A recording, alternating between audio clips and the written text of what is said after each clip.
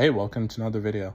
So today we're going to be going into everything there is to know about Joffrey Baratheon, but before we begin, please be sure to like the video, subscribe to the channel, join the Sith Citadel Discord, links in the description, and consider becoming a join member or sending a super thanks if you wish to further support the channel.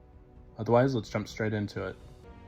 Joffrey is believed to be the oldest son and heir of King Robert Baratheon and Queen Cersei Lannister, both of whom entered into a marriage of political alliance after Robert took the throne by force from the Mad King, Aerys II Targaryen. In reality, his father is Jaime Lannister, Cersei's brother and murderer of Aerys and the Lord Commander of the Kingsguard. His sole biological grandparents, Tywin and Joanna Lannister, were also first cousins. He had two younger siblings, Myrcella and Tommen Baratheon, who were also a product of incest between Jaime and Cersei. Despite this, only Joffrey himself shows any psychopathic traits, presumably as a result of his inbred origins. Joffrey takes after his mother in terms of looks and personality, his blonde hair being a subtle clue that he isn't really a Baratheon, who famously always possesses black hair even when only one parent is Baratheon. Cersei herself let slip to Catelyn Stark that she once had a child with black hair, who died prematurely of a fever before she had Joffrey. He is usually accompanied by his sworn shield and formidable warrior Sandor Clegane, better known as the Hound. Even before he ascends the Iron Throne, Joffrey is spoiled, arrogant, cowardly, childish, and sadistic, though he tends to hide these traits before his ascension, appearing to be the typical charming heir to the Seven Kingdoms. However, these traits are further exacerbated upon Robert's death and his ascension to the crown, proving to be one of the most twisted and malevolent Westerosi monarchs. Prince Joffrey accompanies his parents to Winterfell and is betrothed to marry Sansa Stark, as part of King Robert's plan to unite House Baratheon to House Stark by blood. Both seem happy with the prospect, and Joffrey is charming and polite towards Sansa, who later confides in her mother that she wishes to marry Joffrey. The engagement between the two of them had previously been requested by Robert, but Catelyn reminds Sansa that her father has not agreed to the match, which he eventually does, as well as his own installment as Hand of the King. However, he shows no sympathy when Bran falls from a tower and is severely injured, and has to be physically chastised by his uncle Tyrion before he will pay his respects to Bran's parents. While on the kingsroad to King's Landing, Joffrey is walking with Sansa and chances upon her sister Arya practicing swordplay with a commoner, Mycah. Joffrey sees a chance to have some fun with Mycah, who is too scared to move. Joffrey accuses him of assault on a noble girl and starts to slice into his face with his sword. Enraged, Arya hits Joffrey, allowing Mycah to get away. When Joffrey turns on Arya and threatens her, her direwolf, Nymeria, reacts in defense of her mistress and mauls Joffrey's right arm, and Arya throws his sword in the river. Joffrey begs for his life. Sansa offers her aid, but Joffrey refuses her help because she saw him so weak and defeated. Later, he lies about the incident and says he was attacked in an unprovoked manner. King Robert knows Joffrey is lying, and is disgusted that Joffrey would let a little girl disarm him, but agrees to forget about the incident in return for the death of Nymeria, which she cannot be found. Sansa's direwolf lady is executed instead. In King's Landing, Joffrey tells his mother about how he would handle the people of the North as she treats his injury. He suggests capturing Winterfell, taxing the people hard, and forcing their warriors to join a royal army. Cersei elucidates the flaws in his plan and warns Joffrey that a king needs to be more careful in choosing his battles. Cersei tells her son that everyone who isn't us is an enemy. She also urges Joffrey to do something nice for Sansa to win back her goodwill. Eddard Stark discovers that Joffrey isn't King Robert's son and rightful heir by examining the family history and realizing that black hair is the dominant trait in the Baratheon line. Eddard realizes that Joffrey's true parentage can be attributed to the incestuous relationship between his mother and his uncle Jaime Lannister. Meanwhile, Joffrey wins back Sansa's affection by giving her a pendant. When King Robert Baratheon is grievously wounded in a hunting accident, he talks to Joffrey on his deathbed and says he should have been a better father. After his death, Joffrey ascends the Iron Throne and orders that preparations be made to crown him within the fortnight. Eddard refuses to recognize Joffrey's claim to the Iron Throne.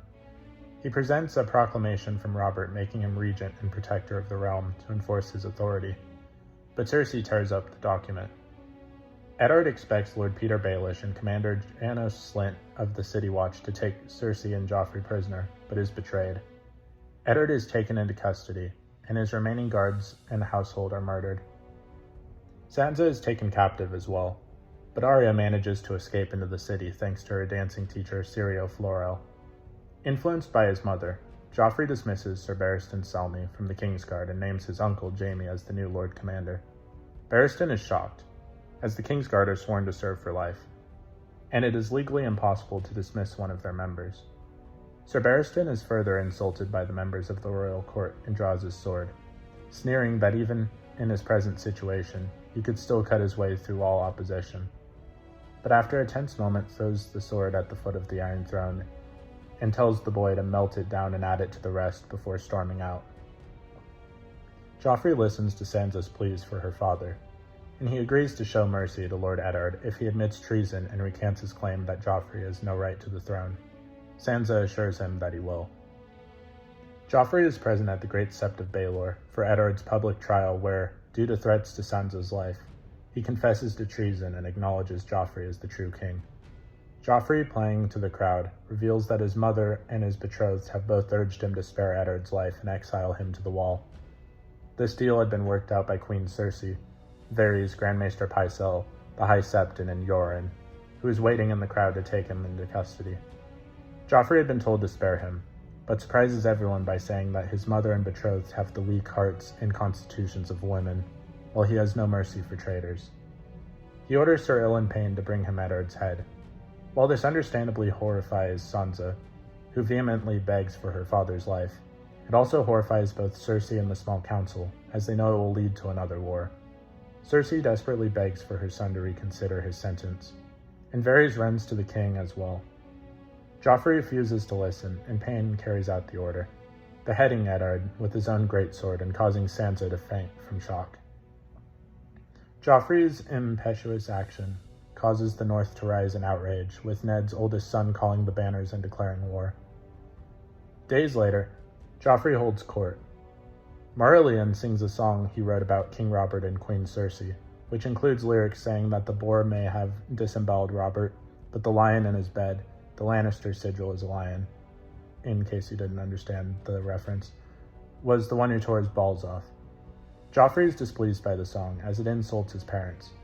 He forces the minstrel to choose between having his hands or tongue removed, then orders Sir Ilan to instantly carry out the order, ripping out his tongue in front of the entire horrified court. Joffrey and his guards then escort Sansa out of the courtroom. He states to her that she will be kept captive there and will still marry him. He also casually mentions that his mother said he should put a son in you, as soon as Sansa has her blood. They arrive at the castle's wall, where there are several heads mounted on long spikes. One is revealed to be Ned's. She confronts him about his promise to show mercy to her father, but he says it was mercy, as he gave him a quick death. Joffrey angrily points to another spike carrying the head of Septa Mordane.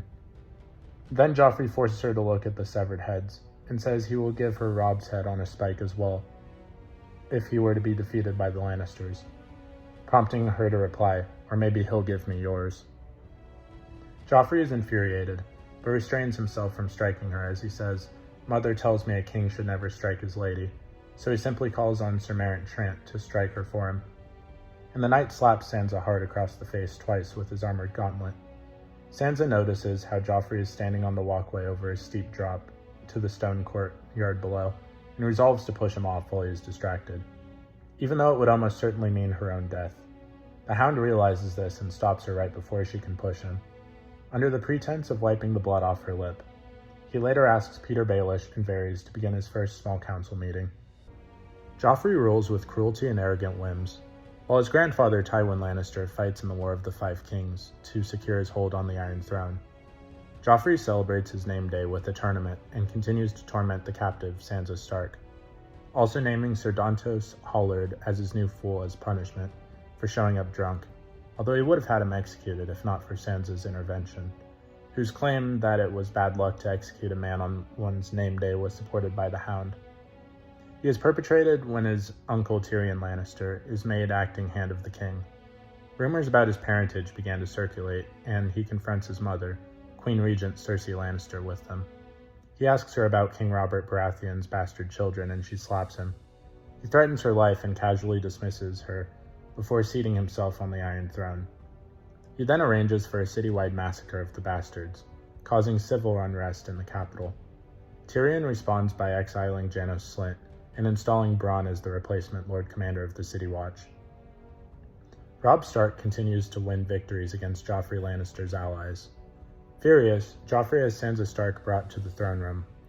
Before the whole court, he demands she answer for her brother's treason and threatens to kill her with a crossbow. Instead, he orders Meryn Trant to strip her and beat her. Tyrion interrupts the proceedings and scolds Joffrey for his behavior, as Sansa is his future queen. When Joffrey retorts that, as a king, he can do whatever he wishes, his uncle reminds him that the Mad King thought he could do whatever he wanted as well. Talking to Bronn, Tyrion decides that Joffrey is at an age where sexual frustration might be an issue, and this could be one reason for his torment of Sansa. He then sends Joffrey two prostitutes, Ross and Daisy, as a belated name day present. Joffrey forces one prostitute to brutally beat the other while threatening them both with a crossbow, as a message to Tyrion that he will tolerate no further interference. Joffrey attends the departure of his sister Marcella Baratheon for Dorne, as part of a marriage alliance pact. He notices his little brother Tommen crying and cruelly sneers at him for crying, because princes don't cry, according to Joffrey, reacting with anger when Sansa points out that she saw him cry once.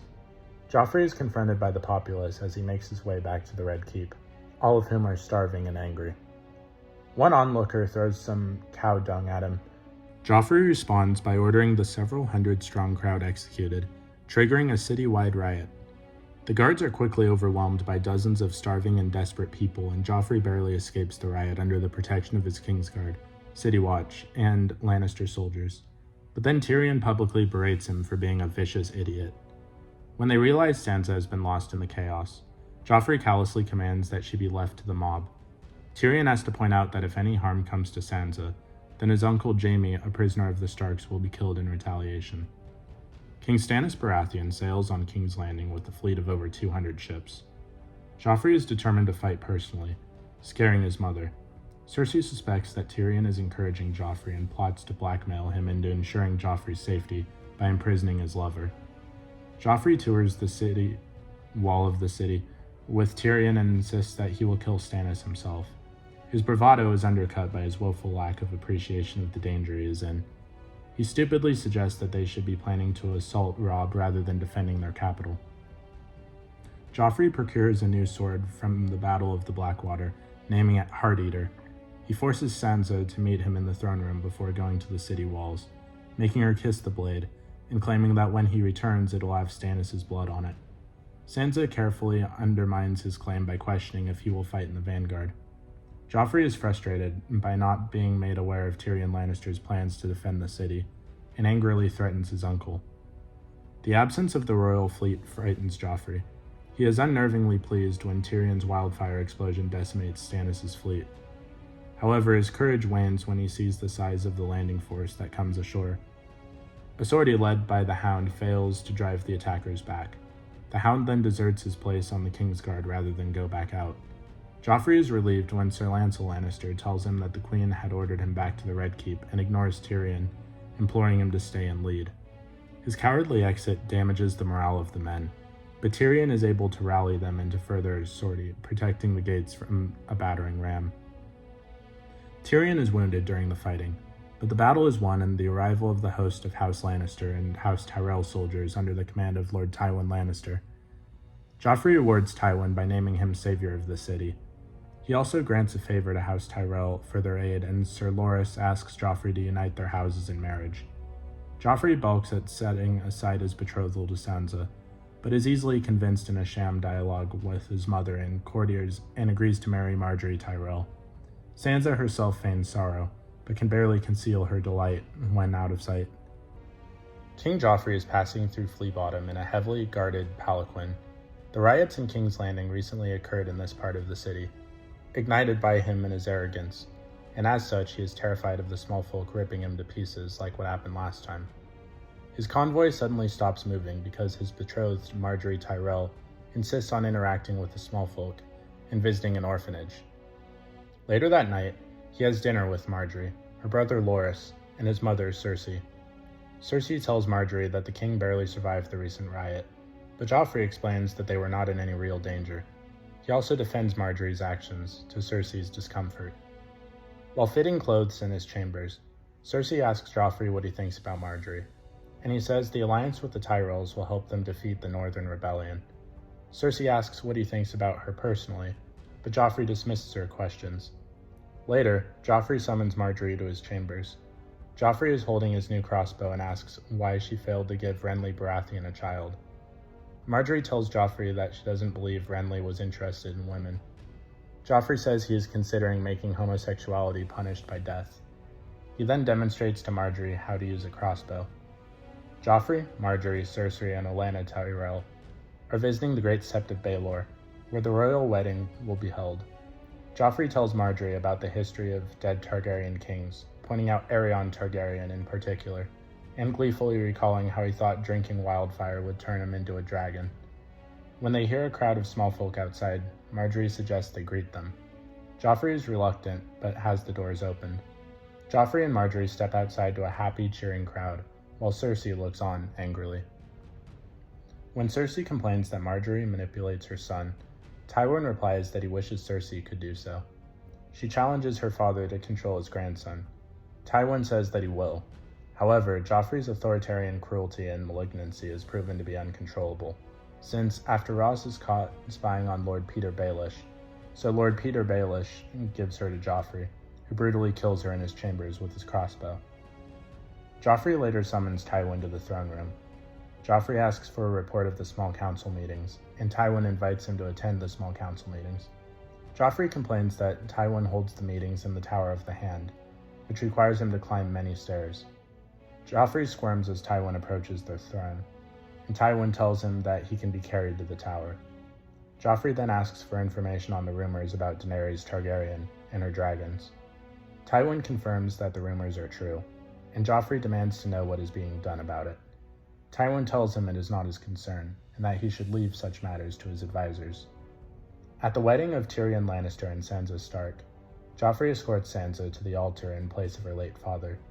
He then removes Tyrion's stool, so he cannot reach Sansa's shoulders to cloak her. Joffrey laughs when Tyrion is unable to cloak her. When Sansa excuses herself from the feast, Joffrey follows her, and suggests he might pay a visit to her in her chambers that night after Tyrion passes out. Joffrey then calls for the bedding ceremony, and Tyrion insists there will be no bedding ceremony. Tyrion threatens the king with castration, which infuriates Joffrey. Tywin says they can do without the bedding ceremony, and Tyrion says he was only joking, feigning being drunk so as not to anger Joffrey to the point where he might order harm upon him. Meanwhile, the priestess Melisandre performs a ritual using leeches, filled with fresh blood forcibly taken from Gendry. At her direction, Stannis throws the leeches onto a fire and recites the names of 3 people he wants dead: the usurpers of the 7 kingdoms, the usurper Robb Stark, the usurper Balon Greyjoy, the usurper Joffrey Baratheon. At a meeting of the small council, Joffrey gleefully informs Tyrion of the deaths of Robb and Catelyn Stark, being brutally slaughtered alongside scores of their bannermen at the Red Wedding. He tells Pycelle to thank Walder Frey for his service, and wants to serve Robb's head to Sansa as his wedding feast. Varys and Tyrion take offense to this, and Tyrion threatens to take the king again. Tywin interjects by saying that he has won Joffrey's war for him. Joffrey angrily states that his supposed father won the real war, while Tywin hid in Casterly Rock. The entire room went silent, and Joffrey realized that he may have crossed one line too far. Tywin orders that Joffrey be given Essence of Nightshade to sedate him. Joffrey is reluctantly taken to his chambers by Cersei. With Joffrey basking in his glory, he's not very interested in planning his own wedding, including its security. Jaime attempts to go over this with him, but Joffrey insists to Jaime Lannister that the people of King's Landing know that he saved the city in the Battle of the Blackwater, and they know that he won the War of the 5 Kings, and is convinced that there will not be a riot at the wedding. Jaime also decides to personally guard Joffrey, leaving the frustrated Ser Meryn to guard Tommen and Margaery.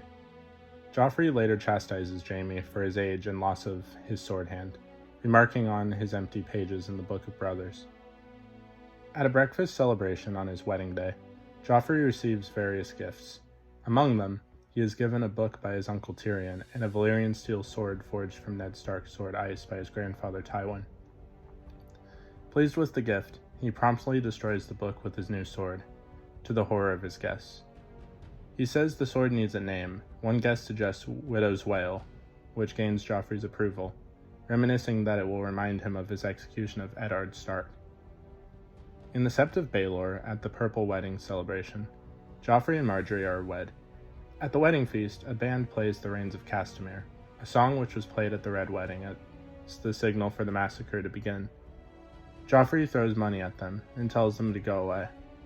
Later, Sir Dontos Hollard performs in front of the royal family, and Joffrey promises a gold dragon to whoever knocks Dontos' hat off, which leads to many objects being hurled at his head. Joffrey then announces some entertainment that he has organized. A group of dwarves crudely reenacting the War of the Five Kings and fighting each other. Joffrey laughs hysterically during the show, spitting wine all over himself, though virtually no one else finds the spectacle anything other than disgusting. Once the dwarf show is over, Joffrey turns his attention to Tyrion and suggests he borrow a costume and join in. Tyrion politely declines and suggests that the king take himself into the show, with a veiled reverence to Joffrey's cowardice at the Battle of the Blackwater. Outraged by his uncle's mockery, Joffrey responds by pouring his wine all over Tyrion's head and appointing Tyrion as his new cupbearer. As the crowd watches in tense silence, Joffrey drops his goblet and orders Tyrion to pick it up. He then kicks it away and tells Tyrion to pick it up again, as Sansa picks it up and hands it to Tyrion instead. Joffrey demands that Tyrion kneel before him, but Tyrion doesn't move as they glare at each other. The standoff is interrupted by Margaery, who announces the arrival of the big wedding pie, which is cut by Joffrey with Widow's Wail, revealing dozens of doves hidden inside that burst forth and fly away with the exception of a few unwitting casualties.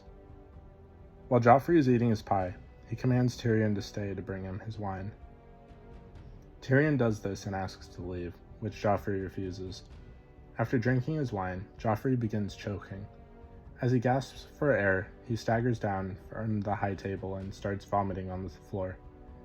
Jaime runs from the crowd, and Cersei from the high table. Cersei holds her son in her lap. Her face is turned purple, and blood is running from his eyes and nose. With a last gesture, Joffrey looks up at Tyrion, who has picked up a goblet to examine it for poison, lifts an accusing finger in his direction, and then dies of asphyxiation. Cersei immediately accuses Tyrion of poisoning her son and demands that he be arrested. Joffrey's funeral is held at the Great Sept of Baelor, with Cersei, Tommen, and Tywin attend to pay their respects. Tywin informs Tommen that with Joffrey's death, the crown will pass to him. Though the realm enters the appropriate period of mourning in the wake of the king's death, virtually no one even bothers to pretend that the late king's death was a tragedy. Over Joffrey's corpse, Tywin lectures Tommen on what it takes to be a good king, despite Cersei's feeble complaints that this is neither the time or the place for this. He says that Joffrey was neither a wise nor a good king, and that, had he been, he might still be alive. After Tywin leaves and Jaime arrives, Cersei is adamant that it was Tyrion who killed Joffrey, and asks Jaime to kill him to avenge their son. Jaime scornfully asks why he was forced to love such a hateful woman, and then sleeps with Cersei in front of their son's corpse. After Joffrey's death, his younger brother Tommen succeeds him as king. Other than Cersei, Joffrey was not particularly mourned by anyone. Even his own alleged supporters had come to see him as a hindrance to future Lannister political goals. Lord Tywin himself openly scorns Joffrey in front of his own corpse during his wake, openly admitting that his grandson was an awful king and deserved what he got. Though gone, Joffrey's death had devastating consequences. Tyrion is put on a pharisaical court trial for Joffrey's murder, prompting him to demand a trial by combat. That decision ultimately leads to the near-fatal injury of Gregor Clegane and the deaths of Prince Oberyn Martell, Shae, and Tywin himself. For his part, Tyrion is freed by Jaime from imprisonment and smuggled out of Westeros after he is sentenced to death. Oberyn's death also leads to a conflict with Doran that results in the death of Marcella. Olenna Tyrell later confides to Margaery that it was she who poisoned Joffrey in order to protect her from Joffrey's beastly nature, that he had very clearly displayed with Sansa. And Peter Baelish revealed to Sansa that he and Dantos Hollard provided Olenna with the poison. At no point did Joffrey control all of the Seven Kingdoms. In his first year of his reign, his faction only controlled the Westerlands, the Crownlands, and a narrow strip of the southern Riverlands between the two. By the second year of his reign, his faction managed to gain control of most of the southern Westeros. After the Battle of the Blackwater, he had gained control of the Stormlands in support of the Reach, with the Vale and Dorne at least neutral to his reign. For a few short weeks before the death of Robb Stark and Joffrey's own death, he nominally extended his control over the north and the Riverlands, though functional control would take some time. As scattered Stark Tully holdouts continued to resist, the Boltons were loathed almost universally in the north, so no one followed them wholeheartedly. Stannis remained free, and in defiance of Joffrey on Dragonstone, while Joffrey never controlled the Iron Islands at all. The constant civil wars of Joffrey's time on the Iron Throne drained the remaining financial resources of the Crown and House Lannister, drastically exacerbating what was already a massive debt crisis with the Iron Bank of Braavos. Being stressed with Jon Snow's reign as king in the north, Sansa remarks that Joffrey showed similar behavior, as he never listens to anyone on how to rule. Jon then questions if he's anything like Joffrey, to which Sansa replies he is the furthest from Joffrey she has ever known. In King's Landing, Cersei reels off a list of her enemies and calls Sansa, who she still believes had a hand in Joffrey's death. During the sack of Highgarden, Jaime confronts Olenna Tyrell, and Olenna notices Jaime is carrying Joffrey's old sword, Widow's Wail.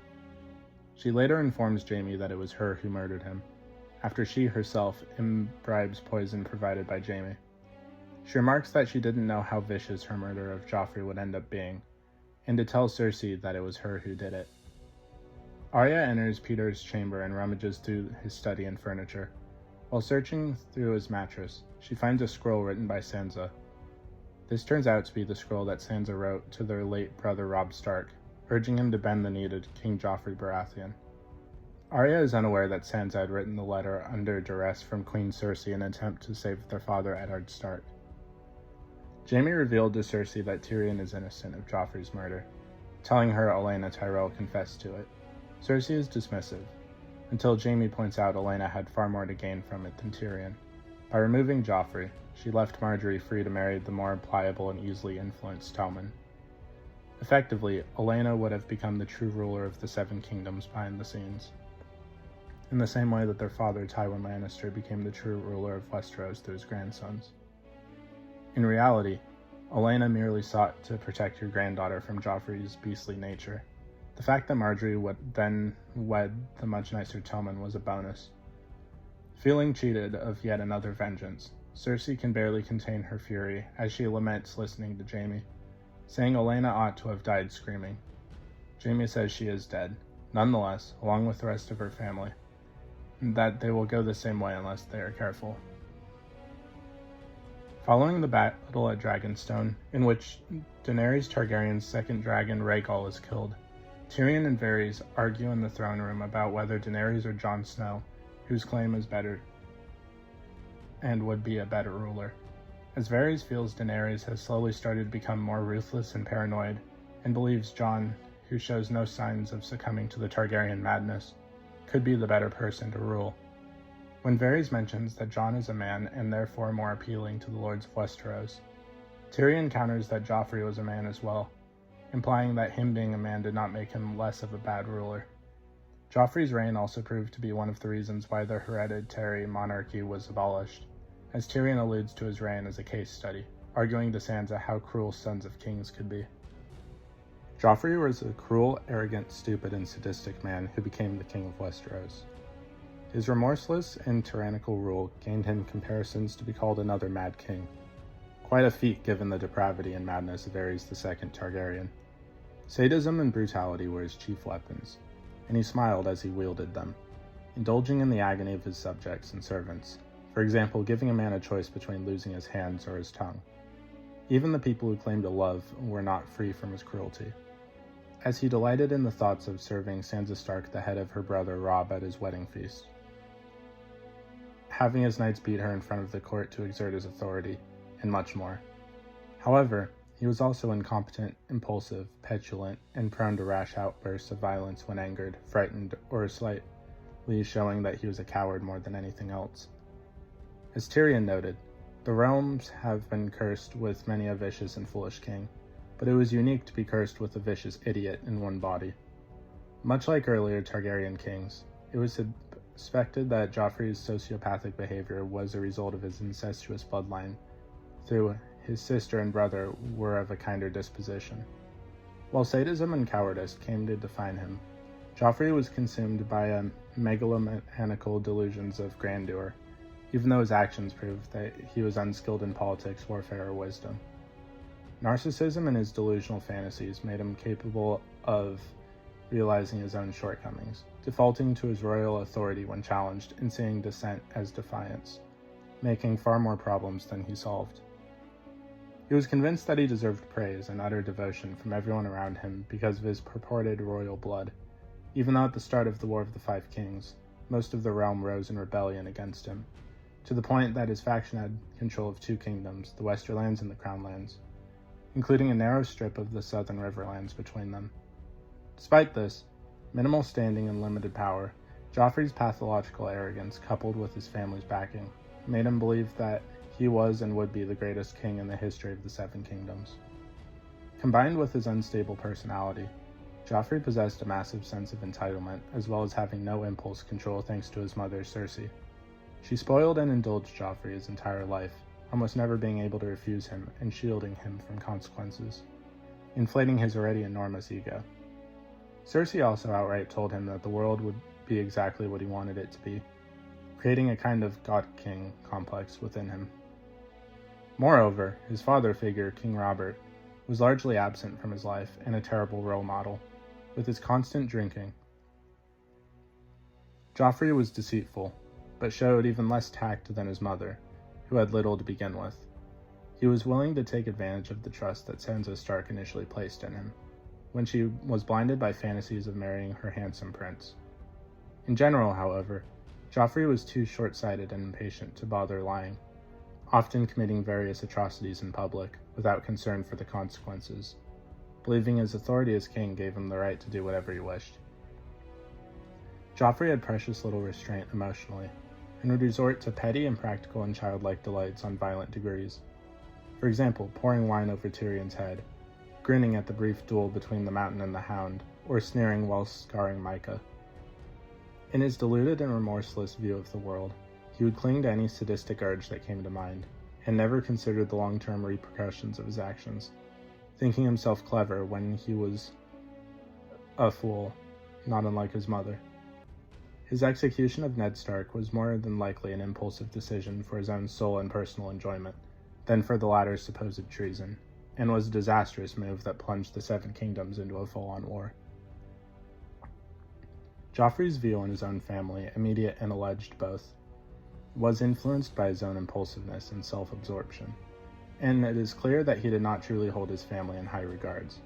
Despite her protectiveness of him and constant support for his actions for most of his life, he was comfortable with being misogynistic and condescending toward his mother, Cersei, insinuating that her status as a woman, and mocking Robert Baratheon's disloyal to her. Joffrey taunted and belittled his true father, Jaime Lannister, as an unexceptional knight and for the loss of his hand.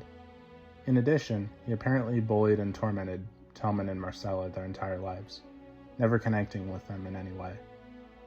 For example, the Starks did, and even considering Tommen weak for crying like any normal person. Even his grandfather, Tywin Lannister, was a person he held in contempt, being arrogant enough to furiously accuse Tywin of being a coward during Robert's rebellion, in comparison to Robert Baratheon, who climactically killed Rhaegar Targaryen in combat and took the crown for himself. This scene is particularly interesting, because Joffrey is oblivious to himself doing the same thing. Tyrion and Tywin fought, bled, and prevailed against the insurgent Stannis Baratheon, while Joffrey hid behind the walls of the Red Keep without even killing a single invader. Based on all this, Robert was probably the only relative Joffrey held in any high regard, and Robert wasn't even Joffrey's father. The worst relationship that Joffrey had was with his uncle Tyrion. and on several occasions Tyrion stymied and accosted Joffrey for his sadistic, cruel, and arrogant actions. And Joffrey at several points went to petty means of mocking and berating him. This probably influenced Joffrey's urge to point at Tyrion mere moments before he died, as one final stab at his uncle for so much as standing in his way. The only person that seemed to be at all capable of controlling Joffrey was Tywin, who was able to intimidate Joffrey by mere presence. For example, on the occasion where Joffrey accused Tywin of cowardice, Tywin simply sent the boy to bed. Joffrey was obsessed with the self-conception that he was a great warrior like King Robert, but displayed no martial skill. Joffrey never raised a weapon against an enemy combatant in his entire life, excluding Tyrion's birthday present to him, despite bragging that he would cut down Robb Stark and Stannis Baratheon in battle himself, which he never came close to at any point in the war. Despite the fact that his faction was losing the war and bracing for a siege in King's Landing, Joffrey insisted that was the time for him to strike against the Stark forces, as they were distracted by the capture of Winterfell. However, Tyrion pointed out that his own city was on the verge of attack by Stannis' superior forces. His delusions were so extensive that during breakfast prior to his wedding, Joffrey noted, after receiving the Valyrian steel sword Widow's Wail, that using it would be like cutting off Ned Stark's head all over again, implying that he was the one who beheaded Lord Eddard, even though he had simply ordered it, and Ilan Payne was the one who actually did it. He also boasted before the Battle of the Blackwater that he would personally engage Stannis and kill him in combat, but never cross the latter in combat throughout the entirety of the battle. Later on, to add stupidity to absurdity, he arrogantly claimed that he had saved King's Landing and personally broke Stannis Baratheon at the Battle of the Blackwater, when it was in fact entirely down to his uncle and grandfather's military efforts, whereas Joffrey turned cowardice and fled the battle, and Stannis himself was not entirely broken because he could still pose a threat to his opponents in the war, and his claim still stood to reason. His bloodlust was often overpowered by sheer cowardice. He rarely killed manually, nor did he initiate a fight where his opponent stood a decent chance of besting him. Because of this, he preferred tormenting animals and vulnerable people rather than fighting warriors, and regularly went on hunts because of this. Akin to Robert, but at least the latter was legitimately skilled at fighting men. Described as a vicious idiot by his uncle Tyrion, Joffrey was not simply a ruthless, cruel tyrant, but so incompetent it beggars belief. While Robert was also not skilled at ruling, though not as bad as Joffrey, he was at least respected as a great warrior. Joffrey, in contrast, had no redeeming value whatsoever. His only claim to rule was that he was the son of Robert, the previous king. The great irony, of course, was that Joffrey was actually Jaime's bastard son and had no valid claim to the throne. But a large number of Joffrey's followers continued to obey his crazed orders with near-blind devotion.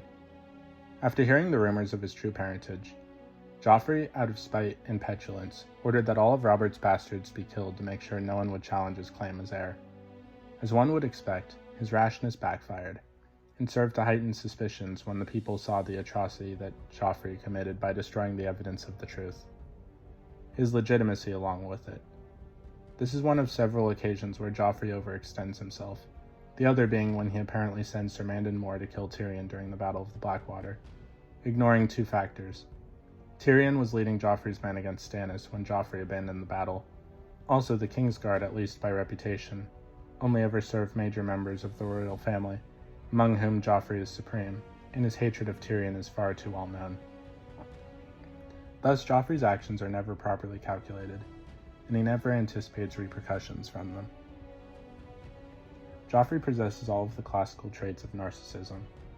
As he possesses an outrageous temper, his delusion about his self-importance and superiority, and quick to torment and harm anyone who displeases him. He is known for his unstable mannerisms and affect when insulted, and has a very short fuse. He lacks remorse and empathy towards people, and has no ability or desire to expand it. He is entirely apathetic and even cold towards his brother Tommen when the latter cries over the departure of his sister Marcella. He even conceitedly claims that the prince shouldn't cry, despite the fact that he witnessed crying himself. When confronted with this fact, he brushed it aside when Sansa pointed out that her brother Rickon cried himself, to which Joffrey claimed it was irrelevant because Rickon Stark wasn't a prince and Joffrey was. but he did not stop to speculate that this didn't make the slightest scrap of difference. Once in a while, Joffrey does make a valid point, such as that the feudal levy system in the Seven Kingdoms is somewhat antiquated, or that his advisors should be worried about Daenerys Targaryen, reportedly hatching 3 new dragons in Essos, or that his grandfather Tywin Lannister bode his time before he finally aided the rebels during Robert's rebellion. Joffrey was capable of logic, but only if the situation was obvious, and even then he got it wrong most of the time. After being poisoned at his wedding feast, he incorrectly assumed that it was Tyrion. Presumably, he came to this conclusion due to his uncle's constant chiding, insulting, and threatening, as well as his use of physical punishment to discipline his wild, uncontrollable nephew, or the fact that he made cupbearer, and the only person who held the opportunity to poison his wine. This makes no sense, by the way. His hatred of his uncle may have also been a factor in this conclusion. Joffrey rarely made a valid insight, and often when used as a means for a narrative to underscore that everyone else is simply overlooking something. If someone as stupid as Joffrey realized this, it should have been obvious to everyone else. Even on those first 2 points, Joffrey was quite short-sighted. He was concerned about Daenerys in the Far East, despite the fact that Robb Stark was already leading major armies in rebellion in Westeros itself, and didn't consider that he should concentrate on the much more immediate threat, which is how Tyrion reacted to the news of Daenerys. Similarly, while he vaguely said that having a standing royal army was better than using feudal levies, Cersei had to explain to him that his suggestion for how to make one was too impractical to work. If a royal army conscripts men from the north, they still wouldn't feel enthusiastic about attacking their fellow Northmen. Joffrey may also have been correct when he said that the Stark forces were distracted after the capture of Winterfell. That would have been the perfect opportunity to strike, but once again Tyrion had to remind him that his own city was preparing for a siege by Stannis Baratheon. Despite his lack of technical abilities and shortcomings in battle or combat, he was surprisingly knowledgeable on crossbows, which he demonstrates to Margaery, knowing their makes and models, effectiveness, and was able to use them quite well, being able to shoot a bolt through the eye of a well-mounted stuffed boar's head several meters away. His only direct kill with one, however, was Ross, a prostitute woman who he restrained, and it was shown that he missed his shot multiple times, due to the scattered arrows across the room, though these may have been for torturing her with the threat of death, by missing intentionally, which would not be outside the realm of possibility for someone like Joffrey. Despite all of these negative traits, however, Joffrey is shown to be capable of feeling very limited emotion. On Robert's deathbed, he is visibly shocked and saddened that his legal father may be dying and holding his hand, and in the books it is stated by various characters that Joffrey is very fond of Sandor Clegane, despite his outwardly aloof manner towards him. He was probably more fond of the Hound because the man was a prolific and savage warrior, and had no complaints or restraints about killing, disregarding the fact that the Hound hated his even more savage brother. He was probably more aggressive and impractically violent than Joffrey himself, making him more interested in the Hound's combat prowess and aloofness, and Joffrey probably would have been terrified of the Mountain. He treated Margaery Tyrell much better than he did with Sansa Stark during their betrothal, although this is due to Margaery manipulating him by pretending to be intrigued by his playful sadism. On the other hand, he also acted charming and kind to Sansa initially before turning her into his plaything to abuse, and this one act was because his mother demanded him to do so. But he only became this way after their father confessed treason, and her brother raised his armies against his claim. A major point in the story is that Joffrey has absolutely no redeeming qualities, other than that he is rather handsome according to some. He is not simply cruel, but an imbecile, and so incompetent that he can only be regarded as dangerous, even when dealing with his power base in House Lannister. From a standpoint of ruthless impracticality, Joffrey was an insane idiot who does more harm to House Lannister than good. Even so, people in the narrative who haven't met Joffrey, or only see him in public events at King's Landing, have difficulty accepting that he is a cruel lunatic. This goes against the simplistic worldview that has been impressed on them by their own popular culture of romance songs and poetry. Sansa in particular became obsessed with Joffrey after encountering him, simply because he was very handsome, even though she knew absolutely nothing about his personality. Even into the first months of Joffrey's reign as king, many commoners assumed that the good King Joffrey will soon restore peace and order, and put an end to the war. At first, some can't really grasp that Joffrey himself started the war with a flippant outburst which killed Ned Stark, and thus assumed Ned may have deserved it, given that no sane ruler would randomly execute a major lord without justification. Only gradually and grudgingly do people start to suspect that Joffrey might not be a fit king, but even then they try to rationalize this disconnect between Joffrey's beautiful appearance and horrible personality, by latching onto the belief that assuredly Joffrey's uncle, the demon monkey dwarf Tyrion, must be leading the boy astray with bad counsel. Only after Joffrey had several meltdowns in open court and brazenly commits several atrocities in full view of the public, like needlessly starting the riots in King's Landing by antagonizing starving refugees, do people start to accept that someone like Joffrey could truly be so evil. So what did you guys think of Joffrey Baratheon? Please let me know in the comments down below. If you haven't already, please be sure to like the video, subscribe to the channel, join the Sith Citadel Discord, links in the description, and consider becoming a join member or sending a super thanks if you wish to further support the channel. Otherwise, I'll see you in the next video.